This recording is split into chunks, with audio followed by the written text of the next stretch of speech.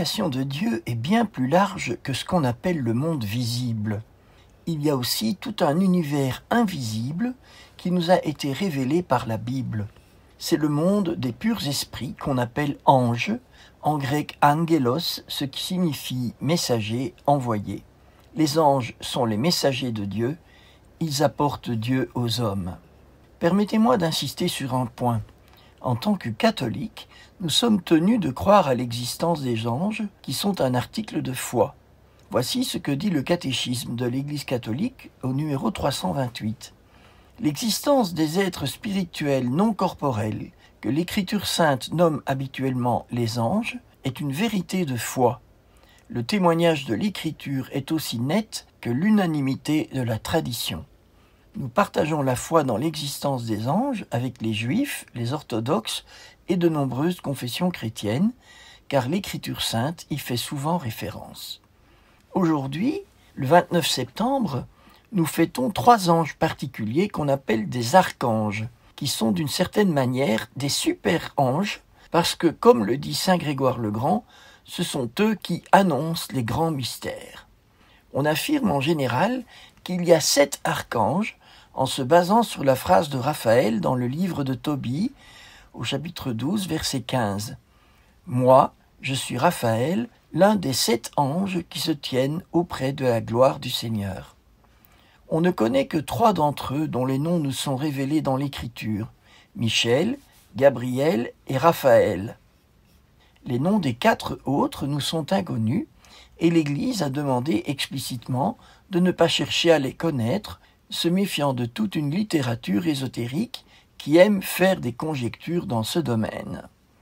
Dans une notice, le missel romain affirme que la fête des archanges est une manière pour l'Église de célébrer, je cite, « tous les anges qui, du paradis de la Genèse à celui de l'Apocalypse, remplissent de leur présence invisible le déroulement de l'histoire du salut.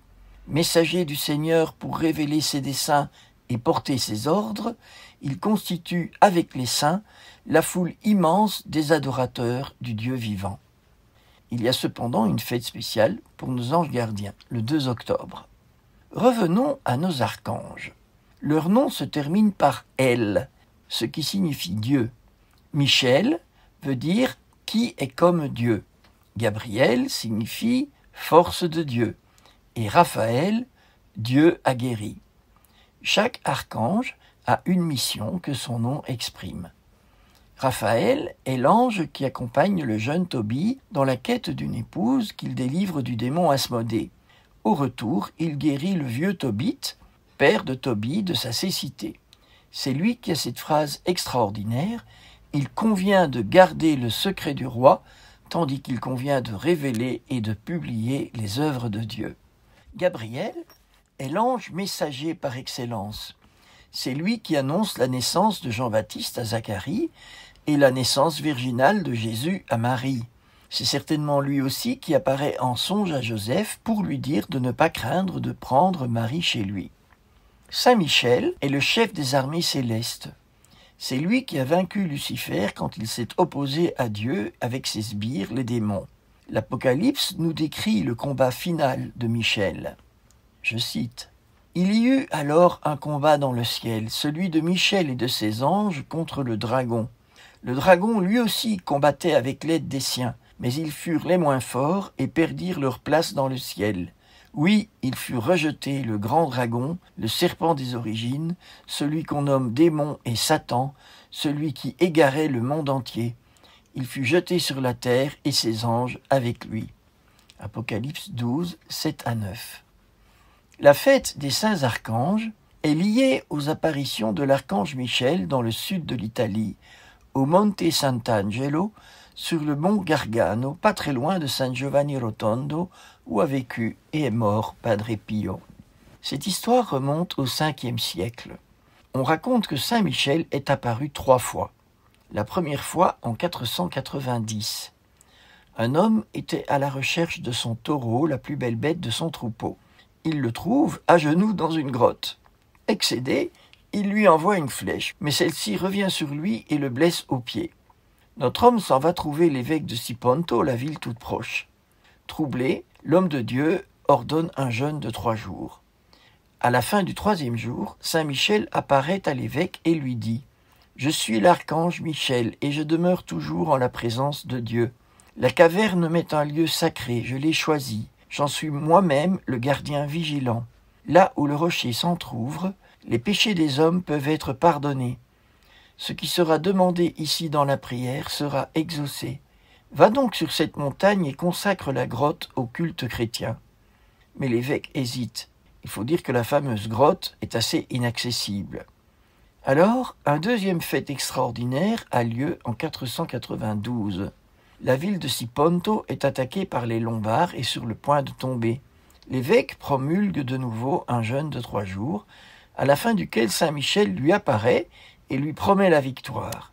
Les soldats de Siponto font une sortie, galvanisés par les promesses de l'archange, et libèrent la ville.